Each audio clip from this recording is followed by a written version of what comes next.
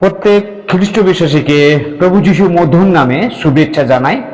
প্রত্যেককে জয় যিশু এবং মহান ঈশ্বরকে ধন্যবাদ জানাই যে আবারও আজকে নতুন আরেকটি দিন তিনি আমাদের জীবনে তিনি যুক্ত করেছেন। আর আজকের দিনেতে সেই প্রভু যিশু আমাদের প্রতি তিনি দয়া করেছে, তাই আমাদের প্রত্যেককে তিনি সুস্থ থাকতে সাহায্য করেছেন। তাই মহান ঈশ্বরকে ধন্যবাদ জানিয়ে আজকে প্রচার সেই শুরু করি।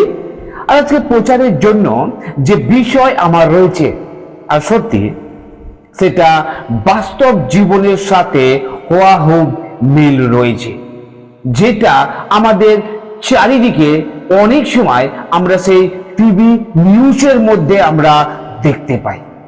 তাই তো প্রত্যেককে আমি অনুরোধ করি, আসুন আপনারা আজকের প্রচারটি একটু ধ্যানপূর্বক শুনুন, যে সত্যি আমাদের জীবনে কত দুঃখ ভোগ করতে হবে। যাই হোক, যদি আমরা বাইবেল থেকে দেখি, সেখানে আমরা দেখতে পাবো প্রথমেই যে সেই মথি লিখিত সুসমাচার তার 10 অধ্যায় 22 ও 23 পদ।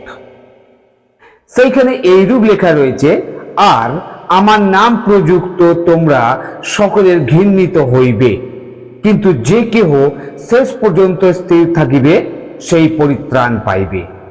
আর তাহারা যখন তোমাদিগকে এক নগরে তাড়না করিবে, তখন অন্য নগরে পলায়ন করিও। কেননা আমি তোমাদিগকে সত্য বলিতেছি, ইসরায়েলের সকল নগরে তোমাদের কার্য শেষ হইবে না, যে পর্যন্ত মনুষ্যপুত্র না আইসেন। আর আজকে প্রচারের জন্য যে বিষয় আমার বেছে নিয়েছি, আশা করি এই বাইবেল ভার্স থেকে আপনারা অনেক কেউ আন্দাজ করতে পেরেছে। আর আজকে প্রচারের জন্য যে বিষয় আমার রয়েছে, আর সেটি হলো যে বিশ্বাসীদের ওপর অত্যাচার। আর সত্যি আমরা যখনই আমরা টিভি খুলি, আর আমরা সেখানে অনেক রকম নিউজ আমরা দেখি, যেখানে অনেক খ্রিস্টান পাস্টরদের ওপর, বিশ্বাসীদের ওপর, আমাদের মা বোনেদের ওপর অনেক রকম অত্যাচার। সত্যি সেই সুসমাচারের কারণে বিশ্বাসীদের ওপর অত্যাচারের বিষয়ে আমরা অতি তাড়ি পেয়ে থাকি। প্রভু যিশুও আগে থেকেই অত্যাচারের বিষয়ে তিনি ভবিষ্যৎবাণী তিনি করিলেন। আর সেই আমরা দেখলাম সেই বাইবেলে সেই মথি তার 10 অধ্যায় 22 ও 23 পদে, যে প্রভু যিশু তিনি অনেক সময় আগেই তিনি সেই ভবিষ্যৎবাণী তিনি করেছিলেন, যে সত্যি আমাদের জীবনে এই রকম তাড়না আসবে। শুধু ওই মথি তাই নয়, যদি আমরা দেখি মার্ক লিখিত সুসমাচার 13 অধ্যায় 9 পদ, 11 পদ, 13 পদ, এবং সঙ্গে সঙ্গে যদি দেখি যে লুক লিখিত সুসমাচার তার 6 অধ্যায় 22 পদ, এইরকম অনেক জায়গায় আমরা দেখতে পাই সেই ভবিষ্যৎবাণী। সেই পেন্টিকোস্ট এর দিন থেকে সাহসের সাথে তাহাদের সুসমাচার প্রচার করার পর থেকে ঈশ্বরের বাক্য অত্যন্ত বেগে ছড়িয়ে পড়েছে। সেই জেরুজালেমে নগরেও বিশ্বাসীদের সংখ্যাতে অনেক বৃদ্ধি হলো। যাজকদের মধ্যে হইতেও অনেক শিষ্যদের প্রচারে বিশ্বাস করলেন। তাহাদের সেই নির্বাচিত 7 জন প্রাচীর হইতে স্তিফান আশ্চর্য কর্ম করে মহান চিহ্ন দেখাতেন। অন্য ধর্মের লোকেরা তর্ক করে নিরস্ত করতে চাইলেও তাহার সঙ্গে পবিত্র আত্মা থাকাতে তাহার বাক্যকে মিথ্যা প্রমাণ করতে পারেনি। তারপর সেই জিহুদীরা স্তিফানকে মসীহ ও ঈশ্বরের নিন্দাবাদ করার দোষ দিলেন এবং পাথর মেরে হত্যা করলেন। স্তিফান সুসমাচারের কারণে সর্বপ্রথম শহীদ মানুষ তিনি। যদি আমরা সেই বাইবেল থেকে দেখি, সেই প্রেরিত তার 7 অধ্যায় 54 থেকে 60 পদে আমরা দেখতে পাই যে স্তিফানকে কেমন ভাবে মারা হয়েছিল। প্রেরিত পৌল সুসমাচারের কারণে অনেক অত্যাচার তিনি সহ্য করেছেন। সেবা শুরু করার পর থেকে জিহুদীদের চোর বলে তাহাকে সন্দেহ করা হয়েছে।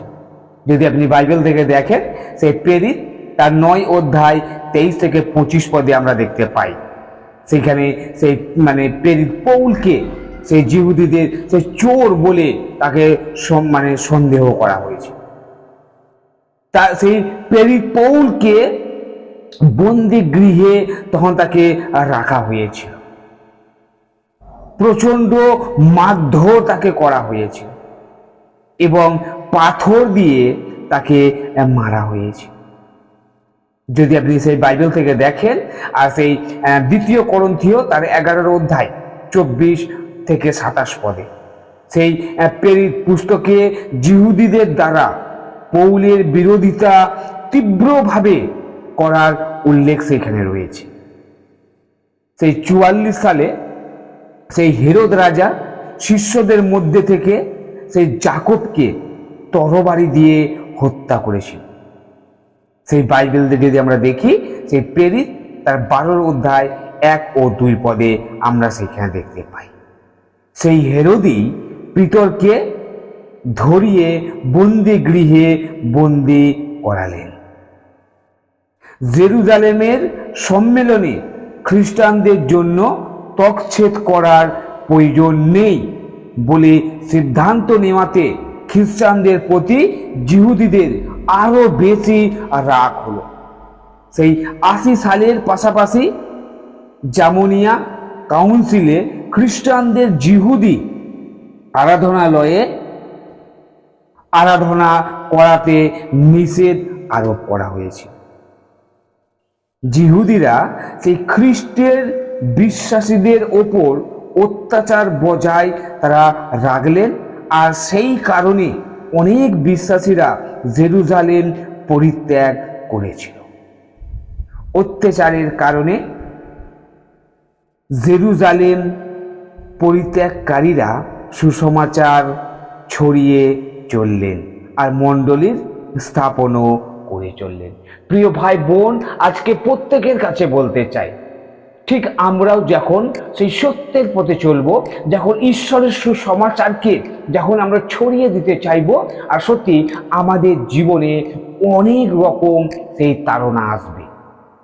প্রিয় ভাই বোন, আপনি মনে রাখবেন, যখন আমাদের জীবনে তাড়না আসবে, তার মানে জানবেন আপনি ঈশ্বরের একজন উত্তম সেবক, আপনি একজন ঈশ্বরের উত্তম প্রচারক। তাই বলি ঈশ্বর আপনাকে রক্ষা করবেন, ঈশ্বর আপনাকে পরিত্রাণ দেবেন। তাই আসুন আমরা যেন সে ভয় না পাই সেই অত্যাচারকে, আমরা যেন এগিয়ে যেতে পারি, ঈশ্বরের সুসমাচারকে পৃথিবীর প্রান্ত পর্যন্ত যেন পৌঁছে দিতে পারি। প্রত্যেককে জয় যিশু। মহান ঈশ্বর প্রত্যেককে আশীর্বাদ করুক। ঈশ্বর তার আপন বাক্যে আমাদের প্রত্যেককে আশীর্বাদ করুক। আমেন। জয় যিশু।